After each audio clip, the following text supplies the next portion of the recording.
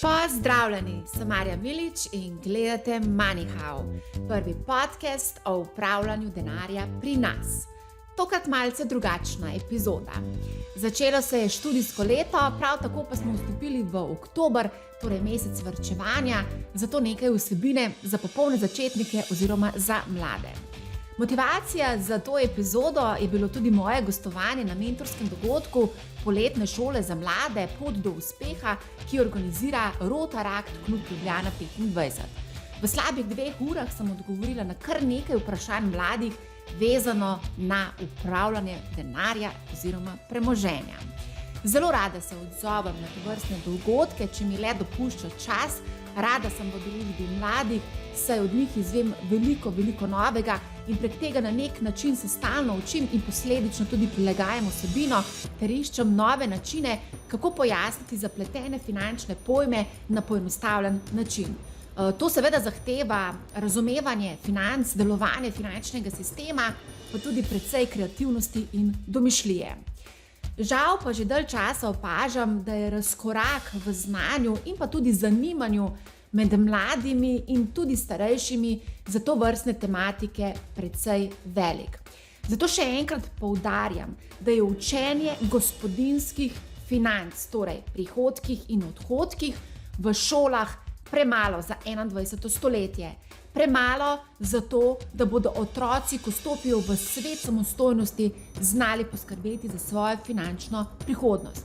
Dogaja se disrupcija finančne panoge. Na eni strani otroci o tem skoraj da nič ne vedo, na drugi strani pa vsrkavajo informacije, ki jih dobijo na družbenih omrežjih, ki so pogosto izrazito trženjsko naravnane.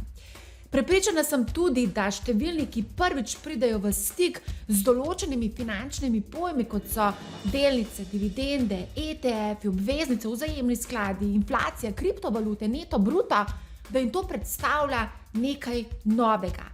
In če jim to ni predstavljeno na bolj prijazen način, je lahko tudi zelo odbijajoče.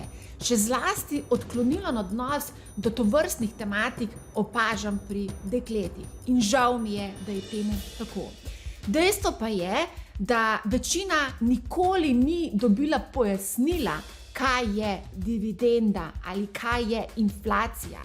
Razumevanje tega naj bi bilo samoumevno, pa ni. Recimo na tem mentorskem dogodku smo se z mladimi kar nekaj časa zadržali pri razumevanju neto plače, prvega bruta in drugega bruta. In zakaj moramo vedeti, koliko stanemo delodajalca ter kje se to sploh izračuna? No pa vi meni povejte, zakaj se o tem naučimo v šoli, ali to ni del splošne razgledanosti. No, kakorkoli. Gostovanja žal nisem snemala v živo, ocenila pa sem, da bi lahko vsebina koristila tudi poslušalcem MoneyHow. Opažam, da smo se nekako razcepili na 2 skupini poslušalcev. Nekateri bi si želeli res bolj poglobljene vsebine v smislu investiranja v opcije, drugi pa imajo v bistvu težave z razumevanjem osnov in bi radi začeli na začetku. Ogrodje današnje epizode so postavili mladi udeleženci prej omenjenega mentorskega dogodka, torej študenti in dijaki, ki so mi poslali naknadno tudi video vprašanja in na katere bom odgovorila v tej epizodi. Dodala pa bom tudi odgovore na nekatera vprašanja, ki so mi jih postavili na samem dogodku. Objavila bom tudi transkripcijo te epizode na blogu businessspace.com in pa tudi video na YouTube kanalu Marja Milič po posameznih segmentih z ustrezno grafiko. Naročite se tudi na e-pismo, da boste obveščeni o vseh naših aktivnostih.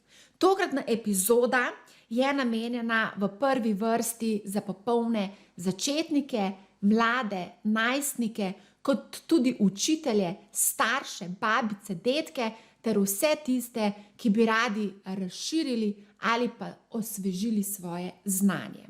Če menite, da bi ta vsebina koristila vašemu otroku, vnuku, nečaku, sosedu, sošolcu, učitelju gospodinjstva ali državljanske vzgoje, oziroma komorkoli, prosim, delite to epizodo oziroma podcast MoneyHow.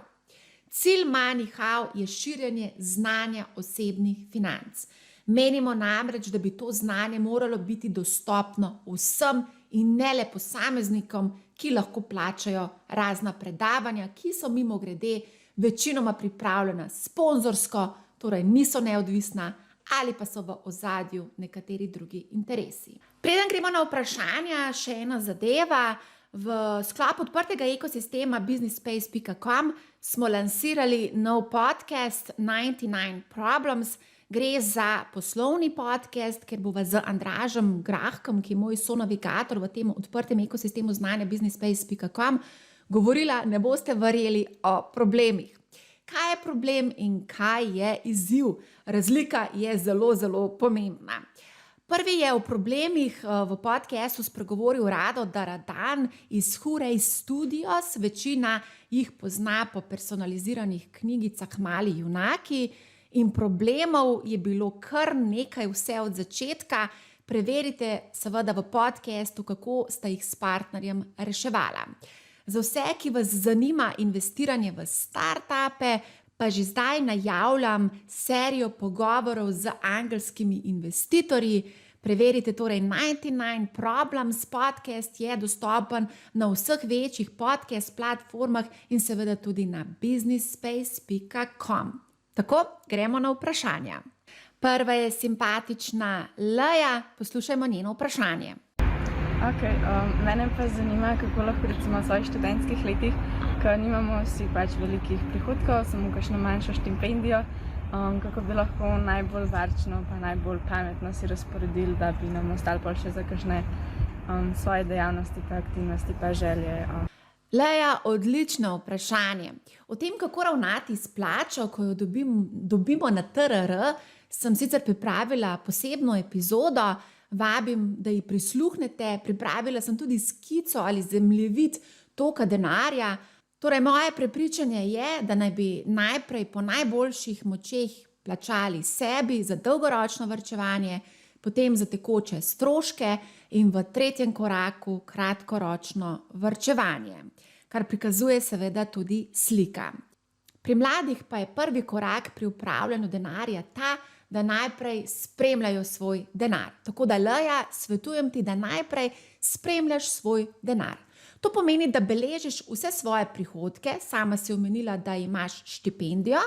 Načeloma so te prihodki pri mlajših omejeni in pa seveda tudi starejših, ne samo mlajših, in pa seveda tudi svoje odhodke. Če boš imela pod nadzorom 100 evrov, boš znala nadzorovati tudi 1000 evrov, 10 000 evrov ali pa 1 000 000 evrov. Vedno imej svoj denar pod nadzorom. Samo tako veš, kaj ta počne v vsakem trenutku in posledično ga lahko tudi pametno seveda tudi razporejaš. Največja dodana vrednost spremljanja denarja je ta, da v bistvu spoznaš sam sebe in ugotoviš, kateri so tisti sprožilci, ki te vodijo v potrošnjo. Velikokrat dobim pa tudi odziv, da je spremljanje manjših zneskov nesmiselnost, da je to neumnost, da je to potrata časa. Kaj boš pa naredil s 100 evri, mi velikokrat rečejo. S tem se seveda jaz ne strinjam. Denimo dijaki, s katerimi sem sodelovala in so dobili nalogo, da so več mesecev morali spremljati svoj denar, torej žepnino ali štipendijo, so v samo parih mesecih uspeli z rednim spremljanjem privarčevati nekaj 10 ali pa celo nekaj 100 evrov, seveda odvisno od posameznika. Spoznali pa so tudi, kje in zakaj največ trošijo, ter da so bili njihovi nakupi velikokrat nepremišljeni in pa impulzivni. Ne smemo pozabiti, da iz malega zraste veliko. Gre pa tu predvsem tudi za ustvarjanje nekih navad. In vodenje financ mora postati navada, tako kot recimo pitje čaja ali kave. Denar lahko spremljamo preko različnih mobilnih aplikacij. To je danes postalo zelo enostavno. V mobilni trgovini vpišite bodisi money management ali pa budget ali pa expense tracking in boste dobili cel kup brezplačnih aplikacij, lahko pa seveda si tudi beležite v beležki ali pa v Excelu. Leja pravi, da želi imeti denar za prosti čas. Druženje je zelo pomembno in aktivnosti izven šole so pomembne. Pomembno pa je tudi, da se družimo z različnimi ljudmi, ker tako bogatimo sebe. Včasih seveda te aktivnosti lahko stanejo, ni pa nujno. Mladi naj torej nujno v svojem budžetu vključijo tudi oceno stroška tega druženja in če menijo, da jim denarja zmanjkuje, bo enostavno potrebno poiskati dodaten vir prihodkov. Ja, tudi sama sem bila študentka in sem precej žurala in je šlo zelo veliko denarja za to. Res pa je, da sem vedno svoj prosti čas financirala z dodatnim delom. Od doma sem šla pri 17 letih in sem bila na nek način prisiljena spoznati svet financ malce bolj pospešeno. Nisem se pa želela seveda odpovedati druženju in pa seveda žurkam, sem se pa odpovedala kakšnim drugim zadevam. Recimo, to se bo zdaj slišalo mogoče bizarno. Odpovedala sem se kruhu. Ja, kruhu sem se odpovedala iz povsem praktičnih razlogov. Vedno, ko sem ga kupila, mi je splesnel in škoda mi je bilo vreči kruh, hrano in denar dobesedno v koš za smeti. Tako da kruha od študentskih let praktično ne jem, tudi danes praktično ne jem. Vem pa tudi, da mladim zelo veliko pomeni, da so v stiku s trendi, v koraku s časom, da nima pametni telefoni so postali statusni simbol. Pogovarjala sem se s številnimi mladimi, ki so porabili praktično čisto vse svoje prihranke za nakup dragih telefonov. Zanje so odšteli tudi po 1000 evrov. Menim, da je takšen nakup nesmiselen in svetujem, da raje tega tisočaka investirate na borzo, da boste čez 10 ali pa 15 let imeli privarčevano za polog, za nakup stanovanja ali kaj drugega. In raje, in če že potrebujete takšen telefon, zmogljiv telefon, kupite rabljen telefon, te priljubljene znamke ali pa cenejšo različico. Ko trošimo denar, razmišljajmo praktično, iščimo dobre in ugodne priložnosti. Bodimo pozorni na popuste. Mladim svetujem, da kupujejo preko spleta, ker so cene lahko bistveno bolj ugodne kot recimo v fizičnih trgovinah. Jaz denimo kupujem vse preko spleta. Kupila sem tudi stranišče in pa recimo radiatorje preko spleta, ne samo obleke in ličila. Poskušam izkoristiti čisto vse popuste, bone, kupone, vse, kar pride. Sem pa tudi že pisala spletni trgovini in prosila za dodaten popust oziroma za popust. Recimo pri nakupu luči iz poljske trgovine sem tako dobila 5% dodatni popust in pa brezplačno dostavo. Če kupujete v fizični trgovini, pa nujno preverite, ali vam dajo gotovinski popust. Še zlasti radodarni z gotovinskimi popusti so v manjših trgovinah. Dobite lahko od 3 do 10% popust. Nazadnje, ko sem to storila, sem kupila torbico z 10% gotovinskim popustom. Če ne vprašaš, ne veš. Najhuje, kar se vam lahko zgodi, je to, da vam rečejo ne oziroma vas zavrnejo. Večina mladih ima svoje prihranke doma ali pa na banki. In večina v bistvu tudi nima nekih konkretnih varčevalnih ciljev oziroma načrtov, kaj bodo z denarjem počeli. Zato mladim svetujem, da si postavijo neke varčevalne cilje. Če že danes vemo, da bomo potrebovali denar za izpit, za avto ali pa za nakup avtomobila, za polog, za nakup stanovanja, za potovanje, te stvari je enostavno potrebno planirati vnaprej, zato da vemo, kam z denarjem. Če govorimo o kratkoročnih ciljih, torej do 12 mesecev, recimo za nakup pametnega telefona, denar varčujmo na banki. Če vas skrbi, da bi ga lahko nepremišljeno porabili, ga lahko seveda tudi vežete za obdobje 1 leta oziroma svetujem, da ga vežete za 12 mesecev in 1 dan oziroma 13 mesecev, ker boste v tem primeru dobili malce višjo obrestno mero, kot zavezavo do 12 mesecev. Trenutne obrestne mere so mizerno nizke oziroma bolj ali manj ničelne. Pa dajmo pogledati en izračun. Recimo zavezavo 1000 evrov za obdobje daljše od 12 mesecev boste dobili od 0,05 do 0,4% letne obrestne mere. Pregled višine obrestnih mer za različne višine zneskov in obdobje vezave objavljajo na spletni strani depoziti.si. Tam se lahko tudi malce poigrate z vnosi. Depoziti so varna oblika varčevanja, tudi banke vam v okviru sheme za zavarovanje jamčijo za vloge do 100 tisočakov, kar je v bistvu zaščita v primeru bankrota specifične banke. Ko je govora o srednjeročnem ali pa dolgoročnem varčevanju, pa depozit pogosto ni več primeren, pač pa glavno vlogo vse bolj prevzemajo investicije na borzi. Več o tem v naslednjem odgovoru. Še prej pa nekaj besed o varnostni rezervi. Kaj sploh je varnostna rezerva? To je denar, ki ga imamo stalno na razpolago za nepredvidene izdatke. Bodisi se nam pokvari telefon ali kaj drugega. Denar od rojstnih dnevov, biram, praznikov in podobno poskušajte v čim večjem znesku privarčevati za denarno rezervo. Ta vam bo zelo prav prišla, ko boste starejši in ko boste imeli že cel kup nekih obveznosti.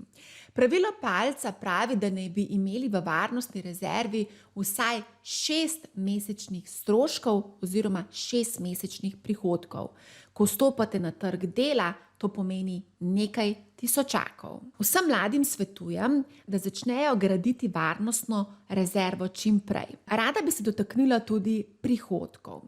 Prihodki so izredno nihajna kategorija pri mladih. Ni fiksna, tako kot pri večini zaposlenih, ki dobijo v bistvu vsak mesec bolj ali manj en prihodek iz enega vira, torej plače.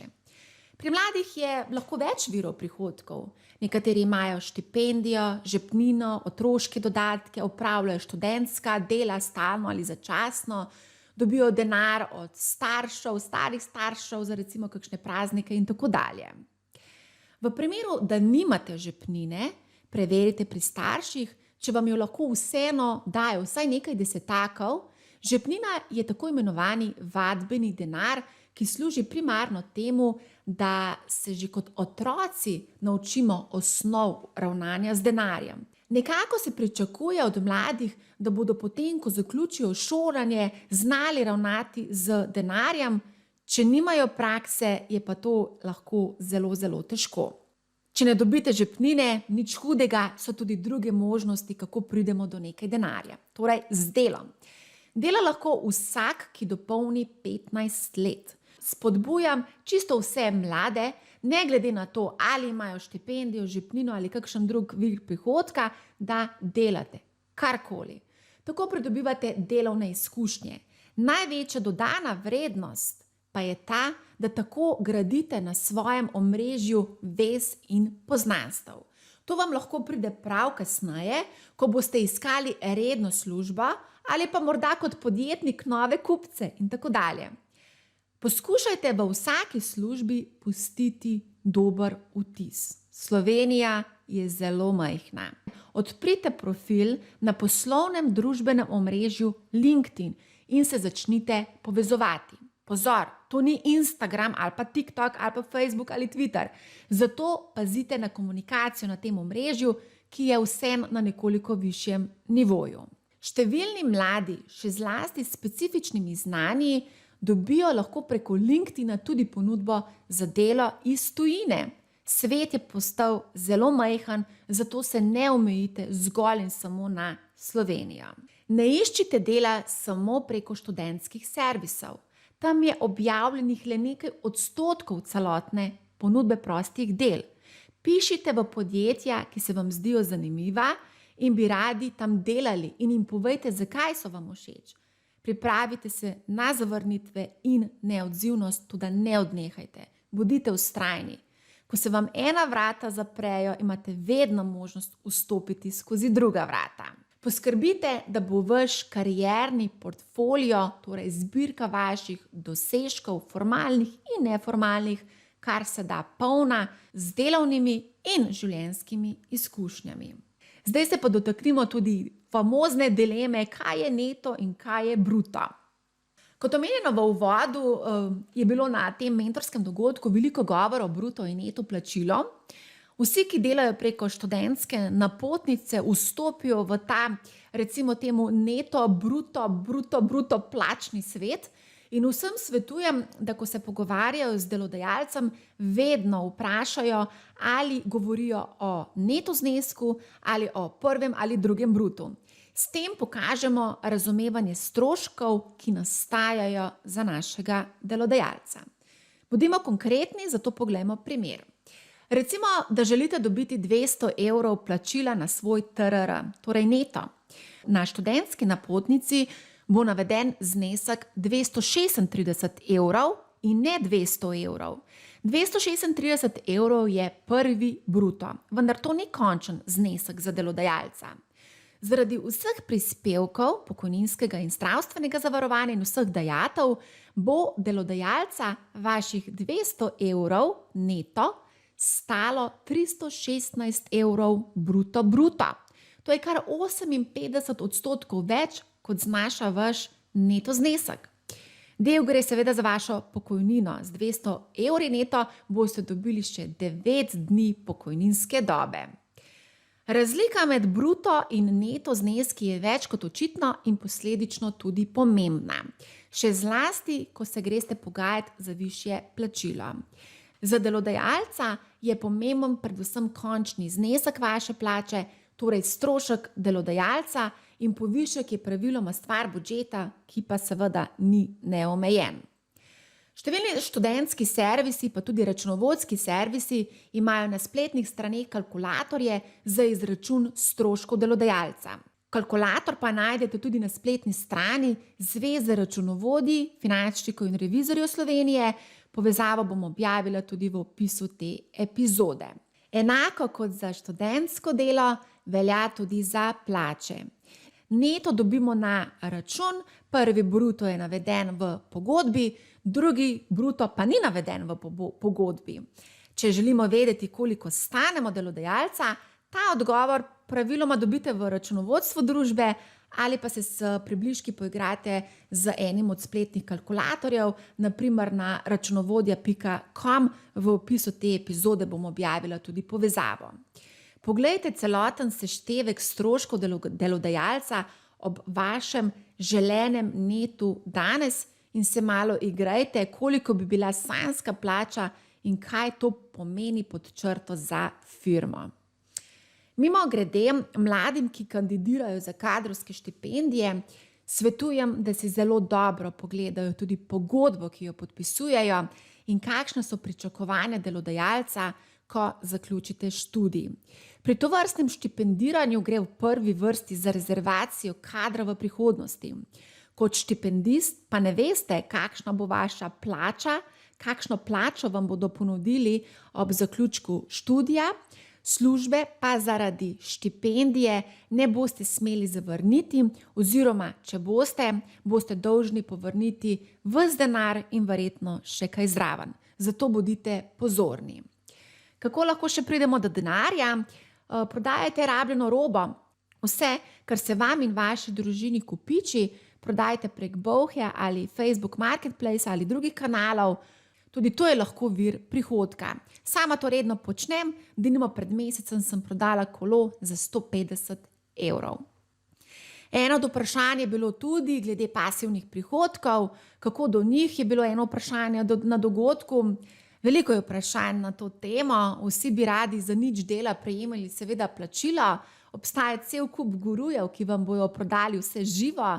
Po TikToku pa kroži en zelo koristen posnetek, ki lepo poda odgovor na vaše vprašanje, kako služiti denar na plaži in nič delati. Odgovor pa je podal marketinški guru Gary Vee oziroma Vaynerchuk in ta odgovor vam bom zavrtela. Opozorilo, Gary V uporablja res veliko kletvic, zato se pripravite tudi na to. I have a question about passive income, and Okay. I want to know what kind of trends do you see?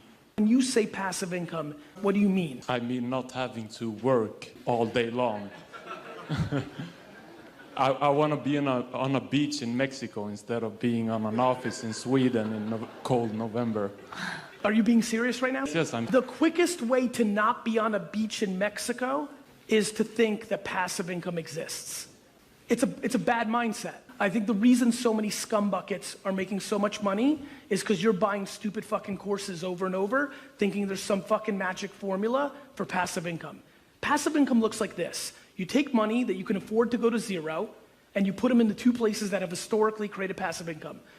Public markets, that you don't care if it goes up and down and you just wait to the end, or real estate, and you hope that your real estate area doesn't get crushed. Everything else almost doesn't exist. Ja, mislim, da dodaten komentar seveda ni potreben. Sama sem sicer mnenja, da resnično pasivno na dolgi rok služimo na račun dividend, torej izplačanih dobičkov družb ali skladov, o tem bomo malce več kasneje povedali, in obrestmi, ko so te seveda višje od nič. Pri oddaji nepremičnini je že potrebno biti bolj angažiran kot lastnik nepremičnine. Če pa damo nepremičnino recimo v upravljanje tretji osebi, pa lahko pogojno rečemo, da je to za nas pasivni prihodek, vendar je storitev upravljanja seveda potrebno plačevati in tudi praviloma določene opravke brez našega angažmaja tretja oseba težko izvede.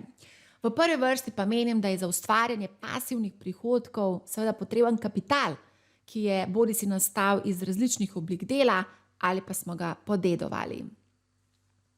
Dajmo poslušati še eno vprašanje, ki smo ga dobili, in sicer vezano na kreditne kartice. Mene pa zanima, kako priti do kreditne kartice, če nimam redne zaposlitve. Tim, žal te moram razočarati, do kreditne kartice brez rednih prilivov ne boš prišel, razen če ti jo proklonijo starši. Opazila pa sem, da nekatere banke že opuščajo Maestro kartice in jih nadomeščajo z debetnimi Mastercard in Visa karticami, s katerimi lahko potem seveda tudi opravljate nakupe preko spleta. Varianta so tudi predplačniške kartice Mastercard ali Visa, kjer položimo denar v omejenem znesku. Z vidika varnosti so predplačniške opcije kar precej primerne za mlade. Načeloma menim, da lahko mladi za vse svoje želje privarčujejo denar. Varčevanje ni nič drugega kot potrošnja, ki smo jo priskočili danes in jo prestavili oziroma odložili na prihodnost. Če lahko odplačujemo puf za nek nakup, potem lahko tudi varčujemo. Tisti, ki načrtujejo, pretežno varčujejo, tisti, ki ne načrtujejo, pa pretežno jemljejo pufe in plačujejo obresti. Seveda so primeri, ko bi trajanje varčevanja trajalo predolgo in takrat je izposojanje neizogibno, denimo za nakup stanovanja. Pazite torej, da se ne ujamete v začaran krog dolgov. O dolgovih in zadolževanju bomo seveda govorili še v ločeni epizodi v Moneyhow, ker tu je izredno veliko stvari za povedati. Gremo naprej, vprašanje zastavljata Gašper in Jure. Kako najbolje investirati našparan denar?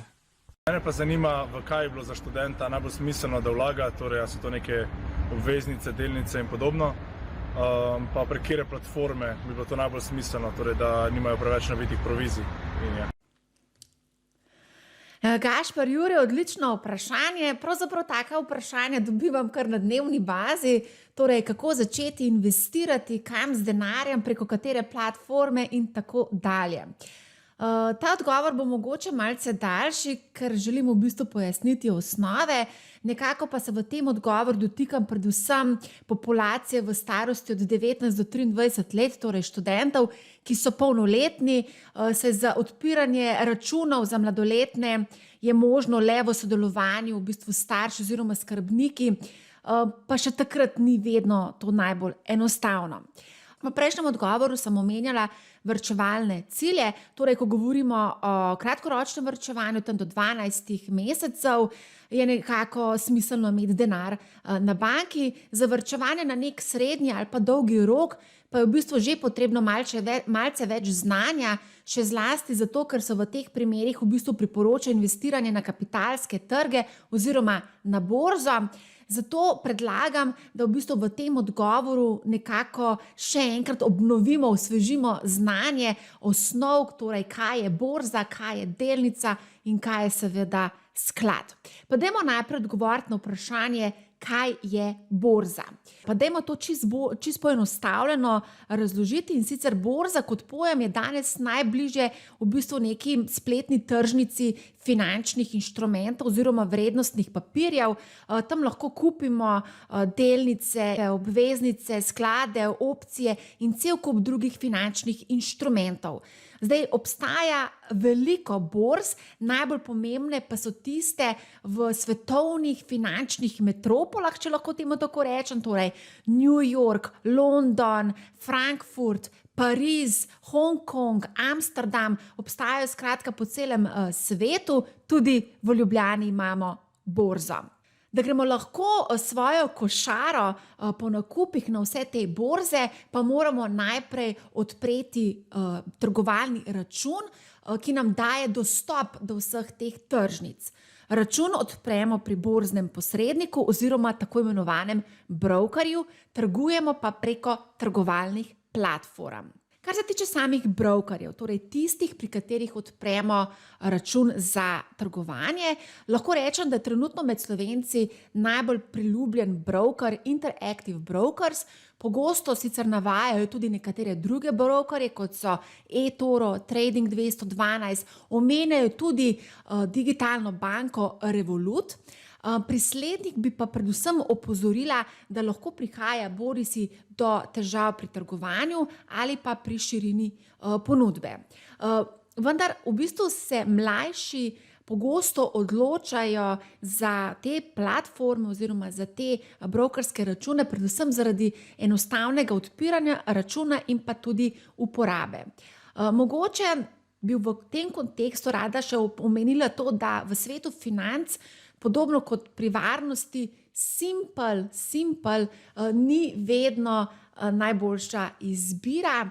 Številne trgovalne platforme poenostavljajo trgovanje do te mere, da v bistvu postajajo podobne igricam, vendar bi rada poudarila, da trgovanje ni tako kot igranje igric, to je v bistvu veliko bolj resna zadeva. Tuje trgovalne platforme zahtevajo polnoletnost in razkritje prihodkov in ocene vrednosti premoženja ter vaše nagnjenosti k tveganju. V bistvu številni mladi na tej točki lahko odpadejo, saj nekateri brokerji zahtevajo minimalno ocenjeno vrednost premoženja 20.000 evrov. Morda v teh primerih lahko odprete skupaj račun s svojim staršem, se pravi joint account, ali pa vas starš pooblasti za upravljanje. S tem boste skupaj se v družini učili osnov, kar ni nič narobe, temveč celo priporočljivo. Čeprav je mogoče na začetku pri odpiranju brokerskega računa malce več birokracije, pa je to v bistvu samo nekako začetna ovira, potem je vse lažje in pa tudi pri tujih brokerjih cenejše kot pa recimo pri domačih brokerjih.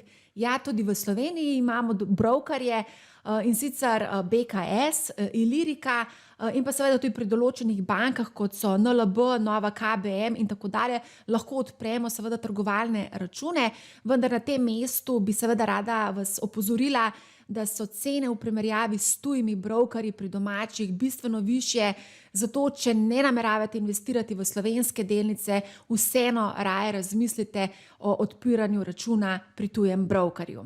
No in potem, ko seveda račun odpremo, lahko nakažemo denar, temu se reče depozit, z našega bančnega računa, tako kot bi recimo polagali denar na predplačniško kartico ali pa na kakšen drug bančni račun.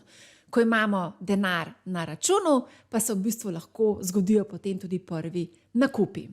Z nakupi postanemo novopečeni vlagatelj oziroma, bom rekla tako, postanemo mali vlagatelj oziroma retail vlagatelj. Zakaj smo mali vlagatelji? Ker smo v kontekstu celotnega prometa na finančnih trgih izjemno majhni.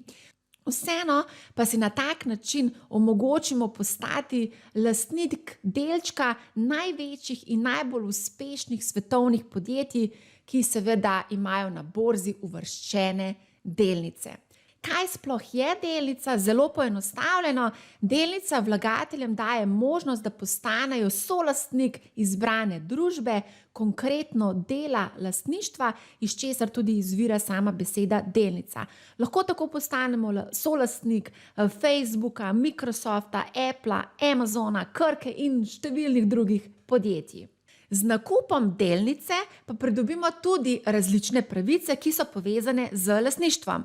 Denimo, med drugim smo udeleženi tudi v dobičku družbe. Kaj je dobiček? Dobiček je razlika med prihodki in odhodki, kar ste pa že itak spoznali pri urah gospodinjstva, vsaj tako pravijo na Zavodu za šolstvo.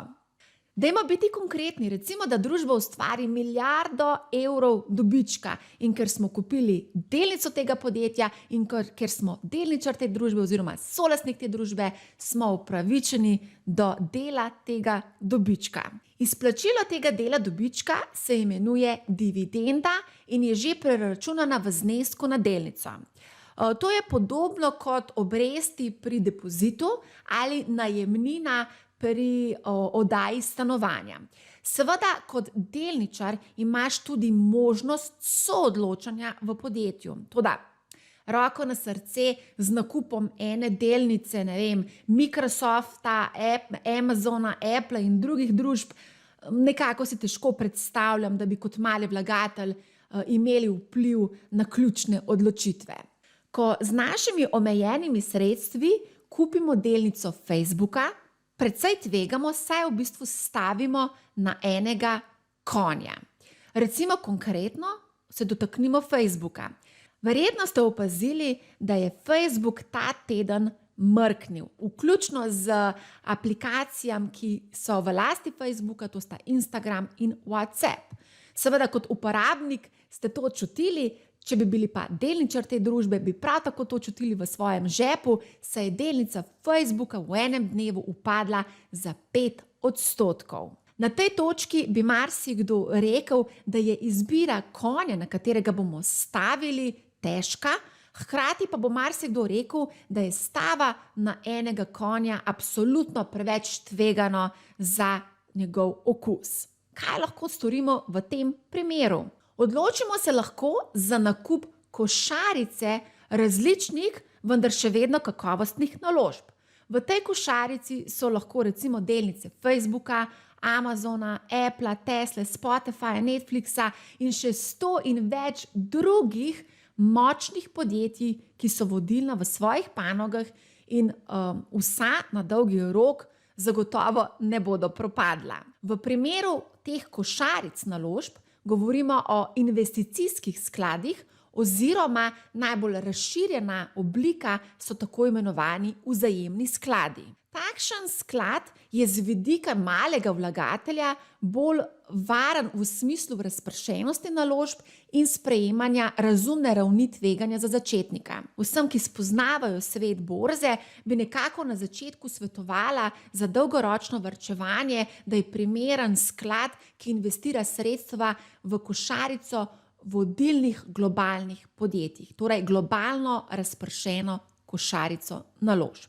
Na tej točki bi pa mogoče za namene poenostavitve vseeno ločili 2 skupini skladov. Prva skupina so skladi, ki samo sledijo gibanju na trgu in imajo v košarici večino delnic največjih podjetij. Gre za tako imenovano pasivno upravljane oziroma indeksne sklade, ki jih večina pozna tudi pod imenom ETF, Exchange Traded Funds. Kaj konkretno to pomeni, malce več v nadaljevanju, sedaj pa druga skupina. V drugi skupini pa so skladi, ki so malo bolj ambiciozni in je njihova želja, da prehitijo trg, torej ustvarijo višje donosnosti od povprečja, gre pa za tako imenovane aktivno upravljane sklade. Rezultatska statistika ni najbolj prijazna do tistih, ki želijo prehiteti trg. Se jih je le peščica pri tem tudi uspešna. Zato vse več vlagateljev prisega na sklade, ki v bistvu sledijo trgu, torej s indeksnim skladom. Skratka, v vsakem primeru obstajata dva načina, kako lahko v bistvu investiramo v sklade. Prvi način je preko borze. Temu pravimo ETF-i, ki smo jih prej omenili, Exchange Traded Funds, kar prevedeno pomeni, in to dobesedno, skladi, s katerimi se trguje na borzi. Drugi način nakupa vzajemnega sklada oziroma sklada je nakup preko družb za upravljanje, ki v bistvu upravljajo te sklade. Gre za prej omenjene aktivno upravljane sklade. V Sloveniji imamo 5 takšnih družb. To so NLB skladi, Triglav skladi, Generali Investments, Infond skladi in pa Primorski skladi. Skupaj ponujajo preko 80 vzajemnih skladov. Kaj je še pomembna razlika med pasivnimi in aktivno upravljanimi skladi?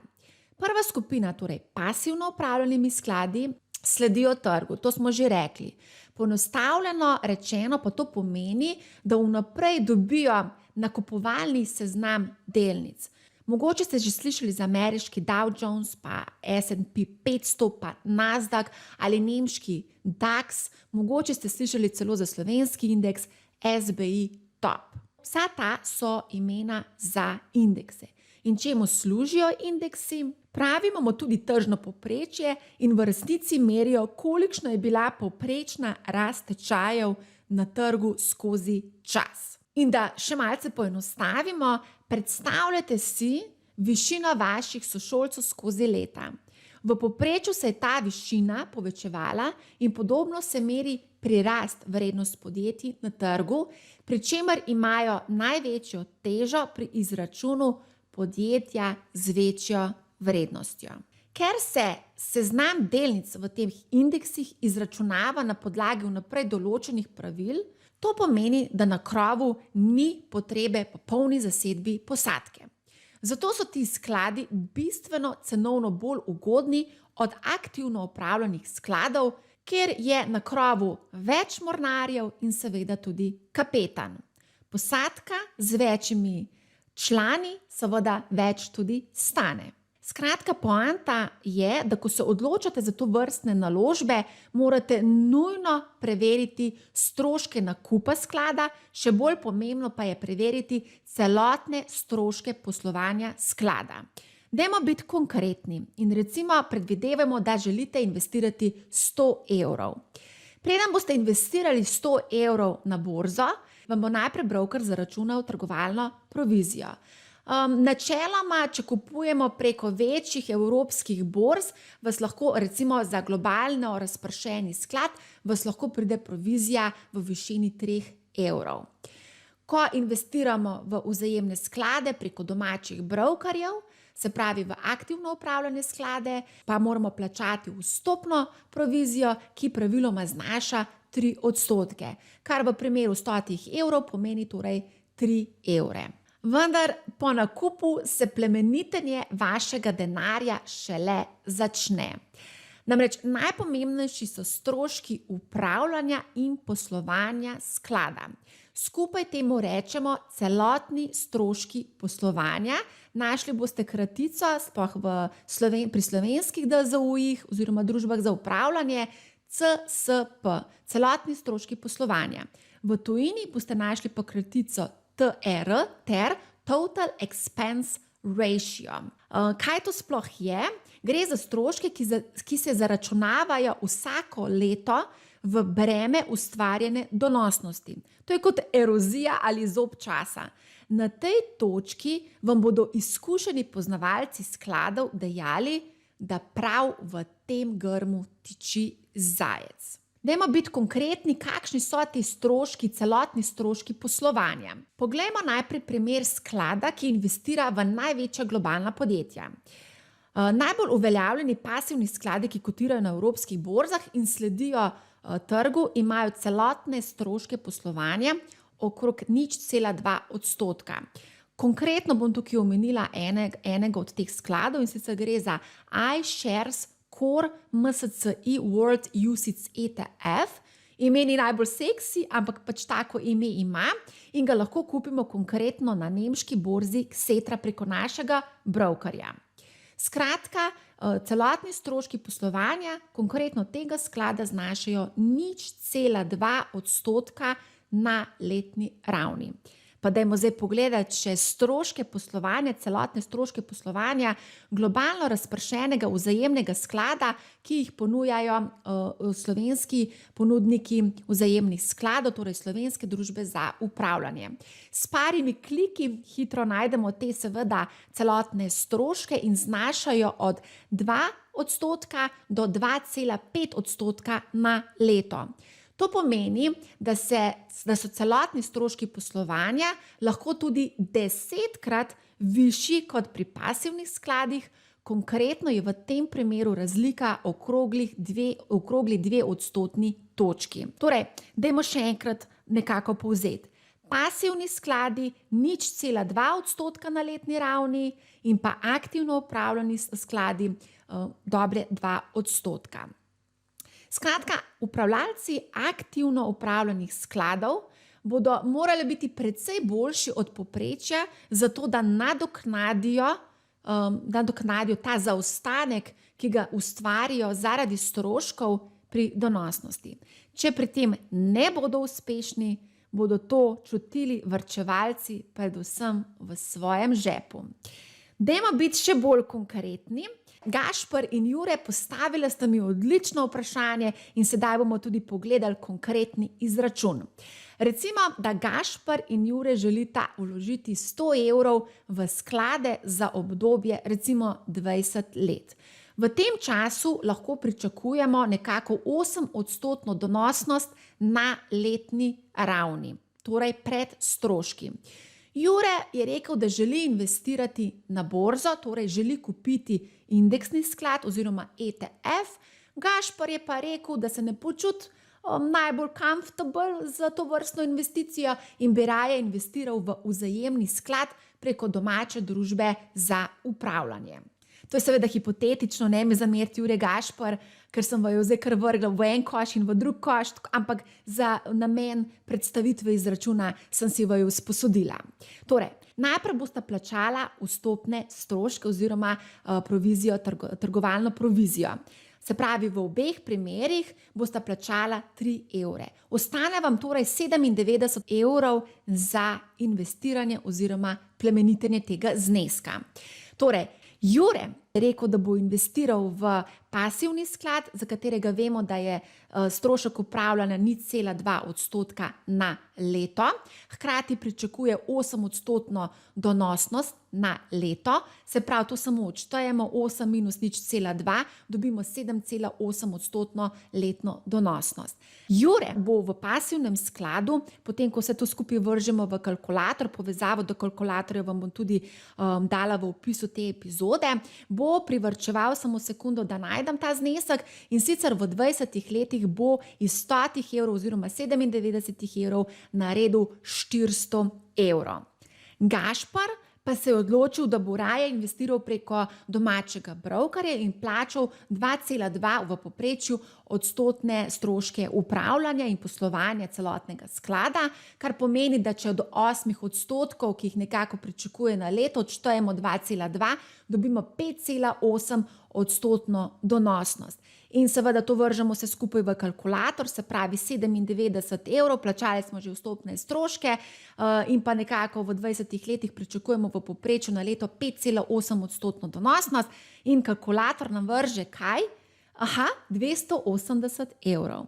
Torej, Jure bo v pasivnem skladu, torej v ETF-u v 20 letih iz 97 evrov ustvaril 400 evrov, Gašper bo v domačem vzajemnem skladu v tem času ustvaril pri enakih pogojih seveda 280 evrov. Razlika je več kot očitna in zmagovalec v tej tekmi je seveda Jure z prednostjo 120 evrov. Z vsakim dodatnim letom pa je razlika samo še bolj dramatična. Poigrajte se s kalkulatorjem in boste videli, kakšne so te razlike. Zdaj, marsikdo bi se na tej točki vprašal, zakaj je Jure izbral pasivni in Gašper aktivni sklad. To je seveda zelo odvisno od posameznika in od tega, kaj želimo.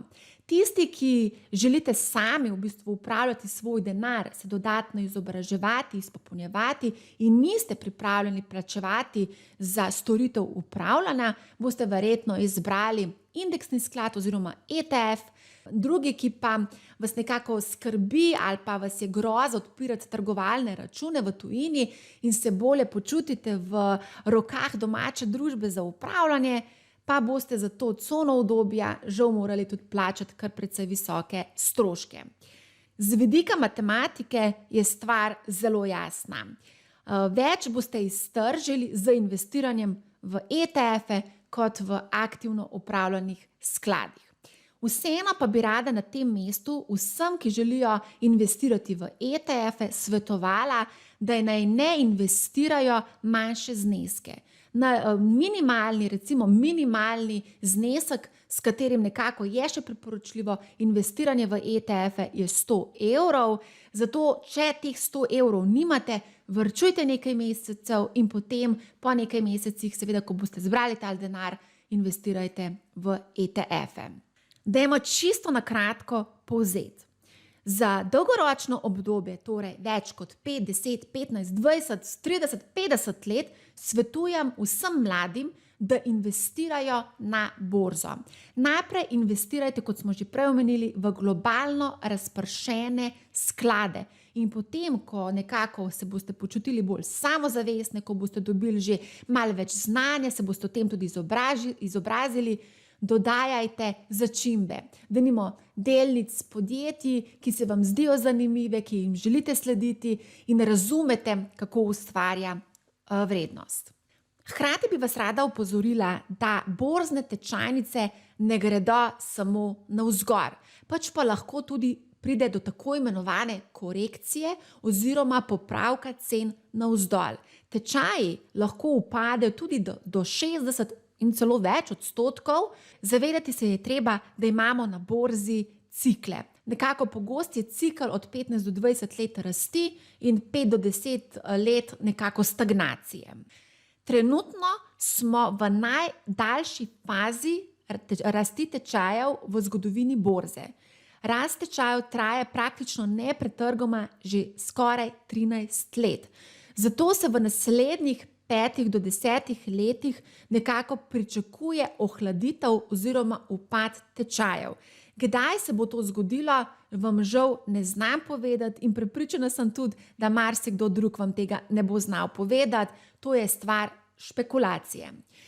Ampak vseeno za dolgoročne vlagatelje, ki bodo mesečno investirali, pa ne glede na trenutne razmere, vseeno svetujemo investiranje in svojo strategijo naj nadaljuje tudi v primeru, ko se zgodijo upadi tečajev. Ravno takrat je pomembno, da ohranimo mirne živce, mirno glavo in ne reagiramo impulzivno. Marsikdo ravno takrat naredi to napako in v bistvu izstopi oziroma proda vse svoje naložbe, ko tečaji upadajo. Skozi obdobje rasti in skozi obdobje upadov bomo z vami, zato spremljajte MoneyHow, naročite se tudi na naš Discord kanal, povezavo bom objavila tudi v opisu te epizode. Zdaj, marsikdo se pa tudi sprašuje, ampak jaz pa ne želim investirati za 5 in več let, moje cilji so bolj srednjeročne narave, tam do 5 let, recimo želim kupiti nov avto čez 3-4 leta, kaj pa naj jaz sedaj naredim? Trenutne razmere, bom rekla, da niso optimalne ne za varčevanje na banki, ne za investiranje na borzo, za v bistvu to časovno obdobje, recimo 3 do 5 let. Zdaj, jaz bi svetovala vseeno, da malo bolj racionalno pristopimo k investiranju za tako srednjeročno obdobje. Morda bi nekako se prej odločila, da bi večji del prihrankov imela na banki, z manjšim delom pa mogoče manjši del pa bi mogoče investirala na borzo.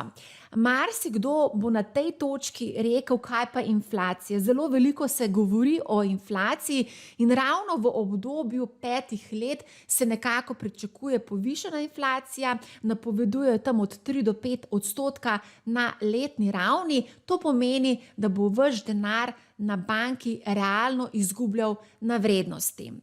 In vse skupaj seveda to otežuje varčevalcem situacijo in zato marsikateri varčevalec se odloči za nekako bolj agresivne poteze oziroma za bolj tvegane naložbe.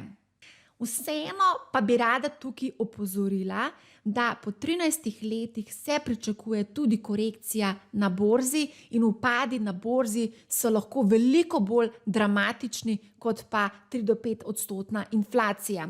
Upadejo lahko tečaje tudi do 60 in več odstotkov, recimo lansko leto marca, leta 2020 marca, ko je udarila korona kriza, so tečaji upadli praktično takoj za 35%.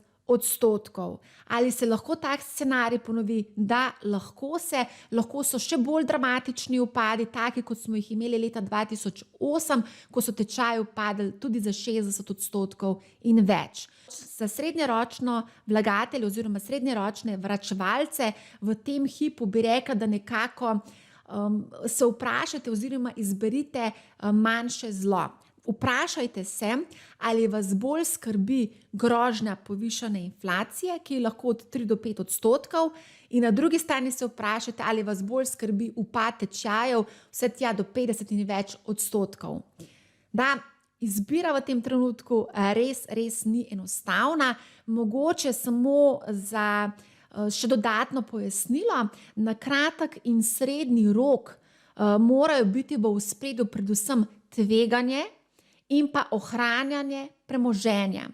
Na dolgi rok pa vlagatelji morate predvsem zahtevati višje donosnosti, kar pomeni, da s temi donosnosti pokrijemo tako inflacijo in ustvarimo dodatno, torej realno donosnost. Zdaj, ko govorimo o inflaciji, pa poslušajmo še vprašanje od Nika. Kaj je inflacija in kaj so njene pozitivne in negativne lastnosti? Ja, Nik, najlepša hvala za super vprašanje in Nik, mislim, da se to sprašuje cel svet in zdi se, da je trenutno toliko odgovorov kot ljudi na svetu, se vsak gleda cene izdelkov in storitev, ki se ga najbolj dotikajo. Vendar, ko nasplošno govorimo o inflaciji, je mišljen predvsem izraz, ki opisuje merjenje splošne ravni cen izdelkov in storitev, ki so del neke stalne košarice porabe prebivalstva. Če se cene izdelkov in storitev v primerjavi z ravnjo iz leta poprej podražijo, za več kot se povečujejo naše plače ali plemeniti naše premoženje, se naša kupna moč zmanjšuje in s tem se zmanjšuje tudi naš življenjski standard. In če to postane stalnica in se ponavlja iz leta v leto, seveda to postane problem in to je del odgovora, kdaj je inflacija slaba. Torej, slaba je takrat, ko na srednji in dolgi rok preseže rast dohodkov in premoženja in uničuje našo kupno moč, in višja, ko je inflacija, slabša je. To pomeni, da si lahko vsako leto manj privoščimo. V evrskem območju in drugih razvitih državah imajo praviloma centralne banke naloge, da skrbijo, da se inflacija ne oddalji bistveno od 2% na leto na nek srednji rok. Na ravni Evrope za to skrbi Evropska centralna banka. Ravno ta problem se pojavlja v tem trenutku, ko je inflacija v določenih državah poskočila tudi na 5%. Se pravi, se je precej oddaljila od te ciljne inflacije, ki je 2%. Slaba inflacija je tudi takrat, ko cene močno zanihajo, se to lahko povzroča velike preglavice, predvsem podjetjem pri načrtovanju poslovanja. Kaj pa dobra inflacija?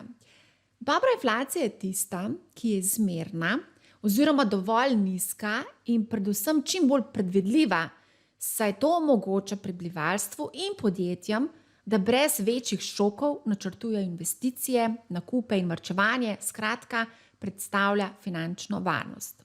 Inflacija je kot neko olje, ki ga naše gospodarstvo potrebuje, zato da se motor premika brez trenj in ga mora biti ravno prav, torej ne preveč in ne premalo. Mogoče za informacijo, za vse tiste, ki poslušate in bi radi razumeli, kako inflacija deluje, je ECB pripravil inflacijsko pošast in risanko o cenovni stabilnosti ter priročnik tako za učitelje kot učence, tako da povezavo do te vsebine objavim v opisu epizode. No in še zadnje vprašanje ima za nas Lucija, pa poslušajmo. Zelo veliko se govori o kriptovalutih. Kaj se priporoča, kam lahko dijaki vlagamo? Ja, kriptovalute. Kako v bistvu sploh imeti debato o investiranju brez njih? Ja, gre za skrajno tvegan naložbeni razred, ki se mu tveganju naklonjeni vse težje v bistvu uprejo. Vse, kar smo v bistvu povedali glede investiranja na kapitalske trge, v resnici velja tudi za ponudnike, ki omogočajo trgovanje s kriptovalutami. Praviloma so postopki za odpiranje računa na kriptomenjalnici ali pri borznih posrednikih ali drugih digitalnih bankah, ki omogočajo nakup kriptovalut, zelo podobni kot v primeru trgovanja z delnicami. Slovenci pa največkrat navajajo, da uporabljajo za trgovanje s kriptovalutami Bitstamp, to je menjalnica, ki je v bistvu pravzaprav nastala v Sloveniji pred več kot, oziroma 10 leti. Ja. Postavila sta jo Nejc Kodrič in pa Damjan Merlak. Slovenci potem tudi navajajo predvsej, da uporabljajo Binance, Coinbase, Kraken, FTX. Kriptovalute pa lahko kupujemo tudi preko digitalne banke Revolut, po novem pa tudi preko Interactive Brokers, ki smo ga omenili prej pri trgovanju z delnicami. Kar je potrebno opozoriti je to, da lahko stroški trgovanja s kriptovalutami, da so lahko izredno visoki in da žal na kriptovlagatelje preži tudi izredno veliko prevar. Zato svetujem izredno previdnost. Za vse, ki nekako razmišljate o investiranju v kriptovalute, je seveda potrebno opozoriti, da gredo nori donosi z roko v roki tudi z norimi upadi cen, ki brez težav seže tudi do 80%, praktično v enem plazu. Dnevna nihanja so tukaj neverjetna, tudi po 10% gre lahko gor in pa seveda tudi dol, tako da tukaj je nihajnost bistveno večja kot pa na klasičnih borzah. Do sedaj, recimo, kar se tiče same kriptoborze, lahko rečemo, da se je trg vedno pobral, vendar ni nobenega jamstva, da se bo to ponavljalo tudi v neskončnost. Zato menim, da je potrebno omejiti delež, ki ga nameravamo investirati v kriptovalute in nekako se ne priporoča bistveno več kot 10% celotnega našega portfelja. Dijaki si v bistvu brez starša ali pa nekega skrbnika ne bodo mogli urediti načina za nakup kriptovalut pri zaupanjem vrednem ponudniku. Vseeno bi pa mogoče omenila eno zadevo, ker zadnje čase kar precej pogosto kroži po družbenih omrežjih, ko videvamo 12-letnike, ki imajo po več 100.000 evrov vredne kriptovalute in do njih so se dokopali v bistvu z rudarjenjem. Seveda ta zadeva ni tako enostavna, kot se mogoče sliši na prvi pogled in predvsem nekako primerno bolj za tehnološke zanesenjake, je pa to tudi eden od načinov, kako priti do kriptovalut, brez da bi v bistvu odprl račun na eni od kriptomenjalnic.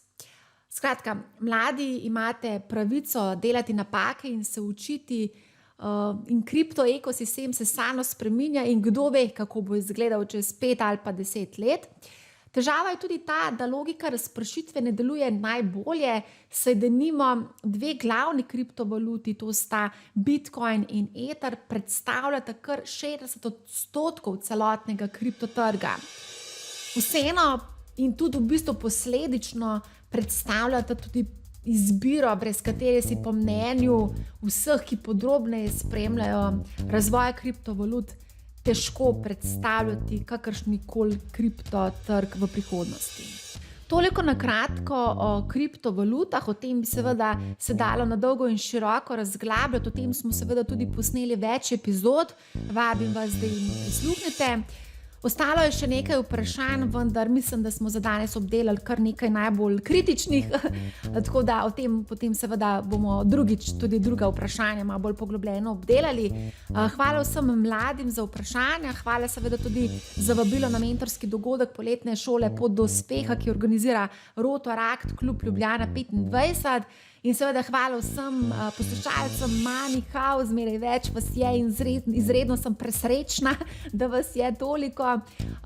Hvala vsem, da nas poslušate. Pripravljamo seveda veliko zanimive vsebine še naprej, tudi bolj poglobljene, tako da dajte nas spremljati, naročite se na pismo, e-pismo na businessspace.com, preko katerega vam bomo sporočili vse te novitete, ki jih pripravljamo v kratkem. Skratka, spremljajte Moneyhow, ne bo vam žal in lep pozdrav!